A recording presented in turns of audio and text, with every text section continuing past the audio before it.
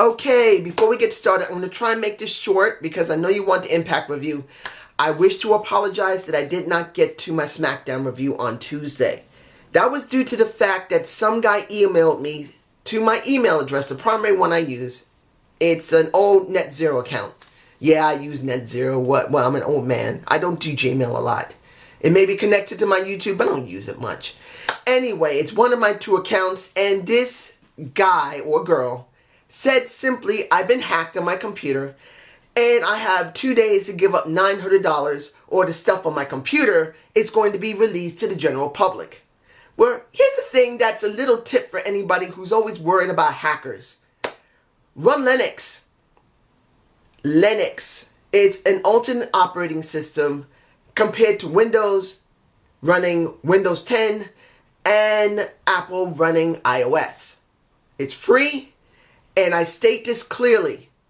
It has way less vulnerabilities.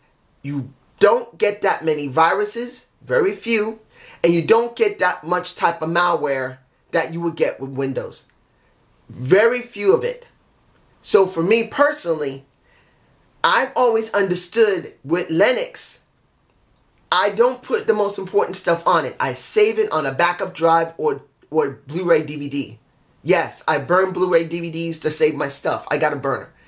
So for me, this guy was saying, with delusions of grandeur, you got 2 days to give me $900, or I would either wipe your system and then make the information public. But you know what? I'm a nice guy. I'm not going to do that. Just give me the $900. But if you don't, I'm going to release your work information.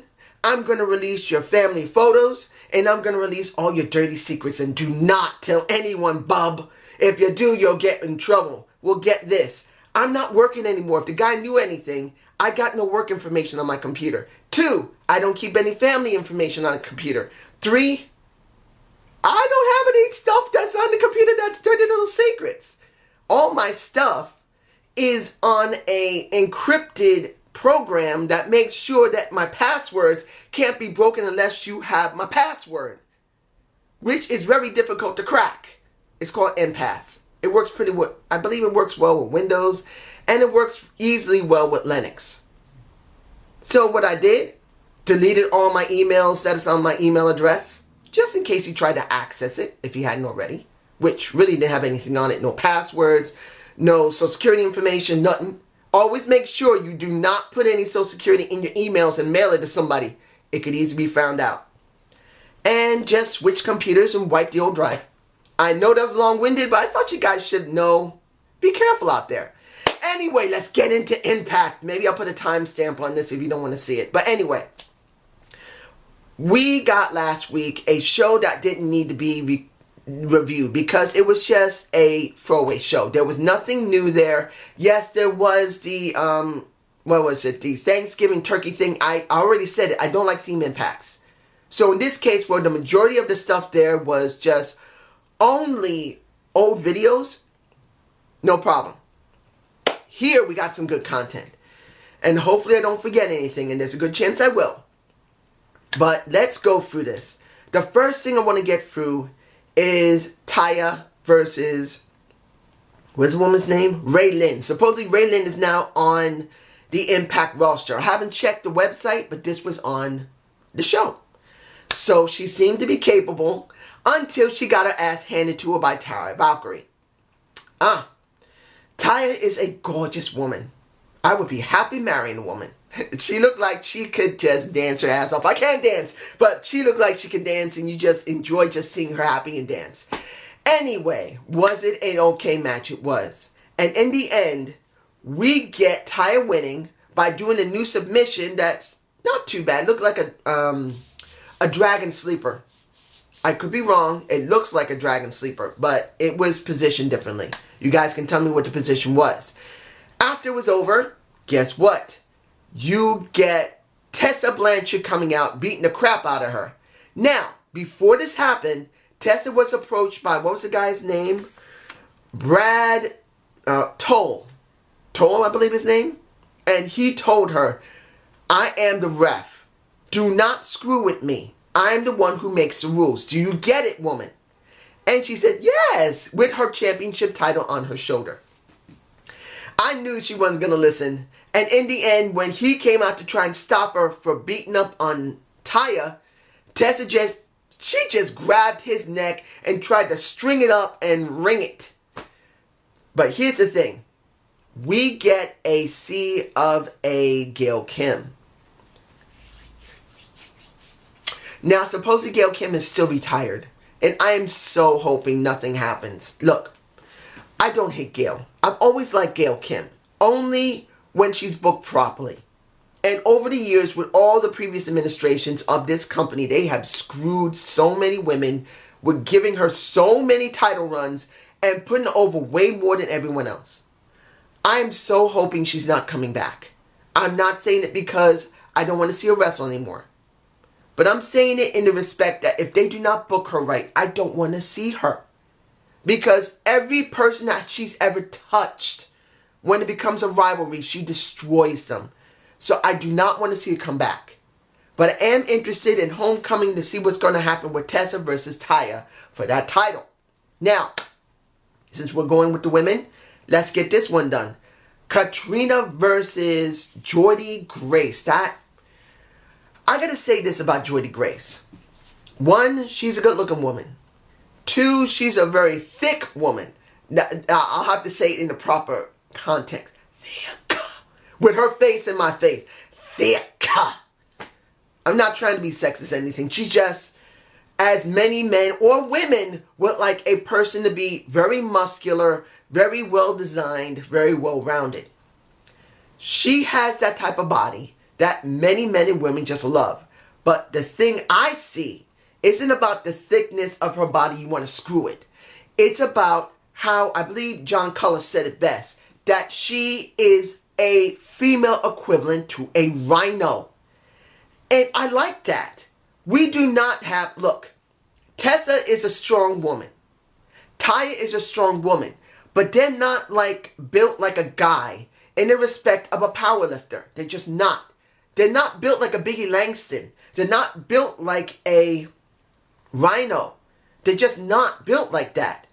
And she is. And usually when a woman or male is built like that, they have something to bring to the table.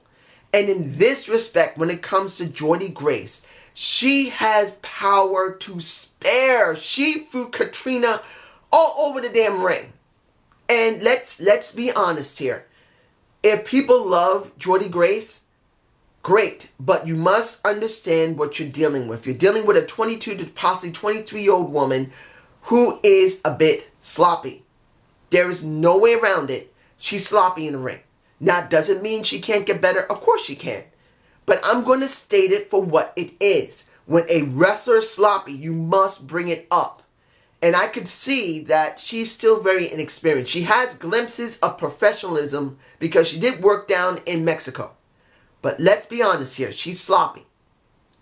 She still won it with a freaking bear hug, for goodness sake. It's in my damn face. That woman bear hugged her ass and did it in a way that made it good. Just like John Cullis said, when you're grabbing someone, you don't just grab them from the front and just pull in. If you reposition yourself and grab them by their... But you're grabbing yourself and you pull at their ribs, they give in way quicker. So in this case, I loved how she won this match. She won it with straight up power. Flat out power, not doing no funny moves, not doing anything that's high flying. As I told you, sometimes high flying in every single match can really mess it up. You need to have a balanced match of grapple, psychology, and high flying when it's necessary. And when you do it too much, it doesn't always work. Now, let's change gears to the Rascals versus Matt Sidell. And Matt Sidell's brother was in the ring. Unless that's his real brother. If that is Matt Sidell's brother, whoa. I didn't know he had his brother working with him as well. Why did not a tag team? Why is Matt Sidell and his younger or older brother not a tag team? Why is he working with Ethan Page? Why not have the Sidell brothers? I know you're already doing something with the Lucha brothers. when what happened with OVE. But why not? At least let them do something. Anyway, didn't last long. Now, Desmond Xavier, I don't know who the other two guys are. I don't recognize them. They are X Division guys, so high flying in this match was necessary. And it was some good damn high flying from the Rascals. There was one spot where you see one of the two new guys I don't recognize. I don't remember what one of those guys was. What was the guy's name? Lawrence? I can't remember. I'm not sure of the names. But when it came to ending the match, you see Desmond Xavier, well, that guy decides to do a backflip, like a shooting star press. And Desmond Xavier froze him. He literally pushes him onto the guy as he's doing the flip. That was unfortunate. I could not catch that image. Maybe I might be able to get it on Impact on YouTube before I do the editing. And that's going to be interesting if they even show it. But damn, that was a damn good flip. And they won the match. I was surprised and I enjoyed that match. And I'm not a high-flying fan. But because it was an X Division match as a tag team, it made sense. Now, KM and Falaba are on a losing streak, and they're doing everything they can to get. They want them so much to have Scarlett Bordeaux. They want their Scarlett. Scarlett said, you guys had your chance, but you've been losing. And supposedly in the very opening, they don't know what to do. They had the chance. They failed trying to get the titles. And then they decide they want to go and spend some money to try and become rich. And they basically lost there too. And KM saying, I just ruined everything. When I get married and have kids, I'll be broke when they find out.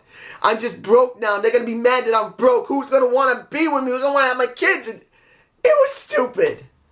But I am hoping they're going somewhere with this and not dragging it out. Because it is a question how far they're going to go with this. Next. The Lucha Brothers versus Rick Swann and Willie Mack. This was the best match of the night for me personally. These guys did a great job. Willie Mack and Rick Swann do a great job. And when it comes to the Lucha Brothers of Phoenix and Pentagon Jr., you know you're going to get quality. Unless Phoenix is crazy enough to keep jumping onto the top ring rope and he doesn't keep his balance very well. It was alright what he did in the beginning before the match started. But sometimes he is sloppy. Particularly when he does that. The one spot he did after everyone started doing suicide dives and flips outside to the ring. When he decided to want to flip outside and do the spinning corkscrew out. He messed up once or twice trying to position himself right so he can jump out.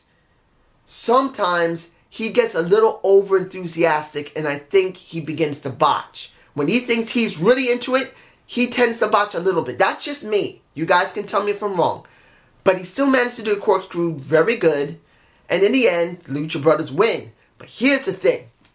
You now have, after the Lucha Brothers win, you now have LAX, Santana Ortiz. And thank you to Impact Wrestling to finally let these boys talk without Konnan there. They can talk. You can hear Ortiz talk. You can hear Santana talk. I think Santana talks better than Ortiz. No, I think reverse that. I think Ortiz talks better than Santana. The one who first started talking. He was the best, and that was Ortiz. And I could tell you, these guys can talk. They should be doing their own segments in the freaking ring. Like I've been saying for years since they've been there. They should be allowed to talk in the freaking ring, and nobody wanted to do it. Now you see them talking before Homecoming, and I'm glad they did, and I hope they let them do this a couple of times more. The Lucha Brothers agree. Just like the, excuse me, just like Ortiz said, we have gone through OVEs, we have gone through the ovaries, we've gone through the OGs, we have gone through the idiot Falaba and Cam, we've gone through everybody, but our family, our brothers, they deserved a shot, and we want to give it to them. That was cool. But I wrote, even before the K-Dog segment with them after it was over, I wrote down what's going to be K-Dog's response. And guess what? He's mad as hell at them, saying simply, what? Why did you do that? Do you have any idea what type of trouble you do every time when our family deals with one another? Do you have any idea when Psychosis was dealing with Rey Mysterio? Once they did their dream match and one hurt the other and the other hurt the other, they started feuding. I believe this with K-Dog, two things. One, he does not want to lose his investment as the story is going. He's got money investment in both of them. He's been keeping them separate so he doesn't have to worry about anything lingering between each other. But also he's trying to make sure that he doesn't have to choose between the two, because pretty much all four of them are his kids. He's saying it like this: you guys are my kids. I don't want to have to choose between you, even though he hasn't said it. But then when he leaves the room, he said, I'm going to do what I got to do. So the question's going to be, I thought this with the OGs versus when it came to LAX. When it came to Santana Ortiz, that I thought it was going to be Konnan versus King, and LAX was going to have to choose between, is King the right guy in this, or is it Konnan? So now, my feeling is the reverse. Now it's going to be Konnan who's going to have to probably choose between Lucha and between LAX. And he's going to have to choose which one is the best profit for him and which one he cares the most about. Because I don't think he's walking away from either one. Unless the OGs are going to take over one of them. In other words, King is going to be involved in it. I don't know if the OGs are going to get involved with maybe Lucha, the Lucha brothers or not. And say, you better watch it. Watch what's going to happen. The reason we've been doing what we've been doing is because Konnan caused this mess. Because there's a possibility Konnan is going to be one that's going to cause the rift, not the Lucha brothers and not Ortiz and Santana. I think it's going to be Konnan who's going to cause it, because he's not going to be able to choose which one he's going to care about. But that's just me. Now, let's see. The video packages for both, I'll give it to you like this. You know that Johnny, he does a good promo segment. It's not bad. But Brian Cage did a better one. He made it really clear that he respects Johnny. He sees him as a friend. But I'm going to destroy him to get that damn title. And when it came to Johnny, he did understand it. But when it really comes down to Johnny Mundo, he's always been the type that doesn't really show enough emotion unless something really pisses his ass off. This hasn't pissed him off. And he just doesn't show enough emotion. Once Killer Kross comes in, it did pick up. It did pick up when he was showing the proper emotion that he doesn't want nothing to do with Killer Kross. He don't trust him. He tried to crack a joke, which kind of fell a little flat. But he made it very clear. I don't trust you. I don't want nothing to do with you. Do not come near me. I don't want you. Go away. And Killer Kross does not want to let go. He said, Johnny, you're going to need me. Johnny! Sorry for the yelling. But you get my point. I'm interested in seeing how this match is going to play out when it goes to Homecoming. I'm waiting for that match. Now, what else did we have here?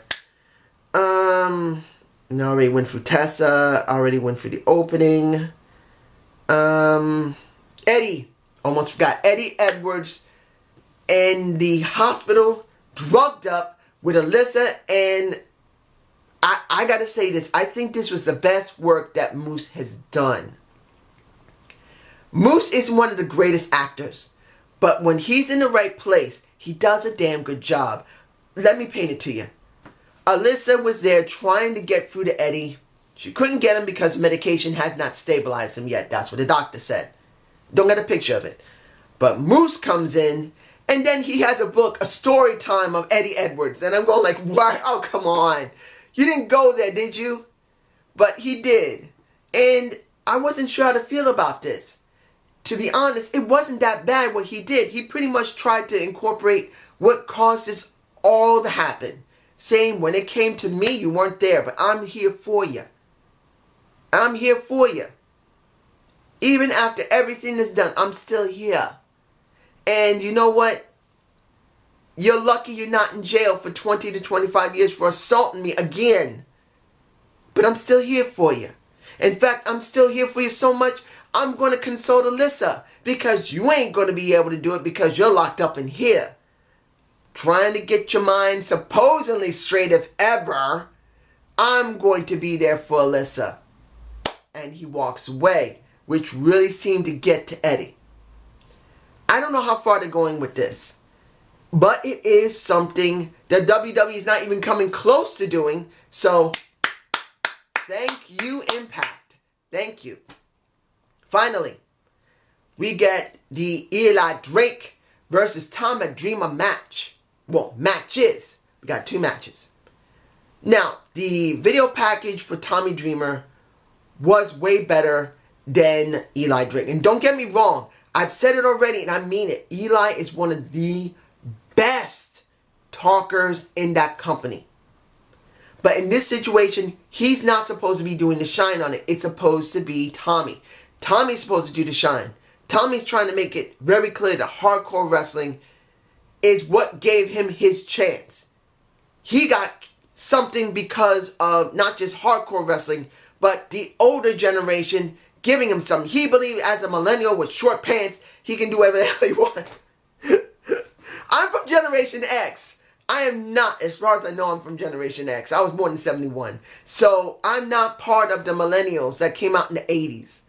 So Tommy is from my generation or a little bit older than that. He's about my age. Say like late 40s, almost early 50s. So when it comes to this, he was trying to put this over saying that the older generation must be respected and you need to understand where you come from. And when Eli came in, he's supposed to act like the spoiled brat. We are better. You're nothing. Yeah, understand that. He's in my face with Mackenzie. Oh my goodness, Mackenzie just gets prettier every day. Anyway, we got a standard match where Eli decides, I'm not doing this, I'm gone. He does a count out loss. And Tommy wins. Then you got Josh saying simply, nope, ain't going to end like that. The officials in the back said, this is a no DQ match.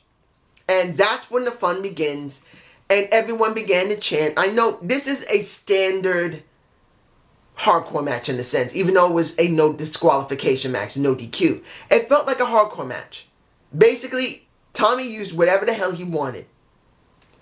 And the crowd really liked it. The thing I liked was Tommy getting the ring bell, get the ring hammer, bang, hit him right in the nuts with it. Well, you know he didn't do it legitimately, but you see the belt on his waist. He gets the whack to the belt, and he sells it pretty well. In the end, Tommy loses, Eli wins, and the question's going, where they're going with this when it comes to Eli Drake. My feeling is this. I'm painting a picture. You got what's about to happen with Brian Cage and Johnny. I do believe there's a possibility easily that Brian Cage will win. And the person that's going to go up against him is his former running mate, Eli Drake. That is the reason I believe Eli is going through all these legends. To really build up credibility that he's going up against the toughest people. I think he's going to go up against another legend that's a tough one. Maybe he'll go back up against Big Papa Pump or someone else they may bring in before Homecoming. And then probably after Homecoming is when Brian Cage is going to face Eli Drake. I do believe that's the best ending for this entire situation because they both know each other. But this is just me. You guys tell me below. This was a good show. You can enjoy it. It's not perfect, but it was a good show. But that's just my point of view. Have a good day. Have a good night. Peace!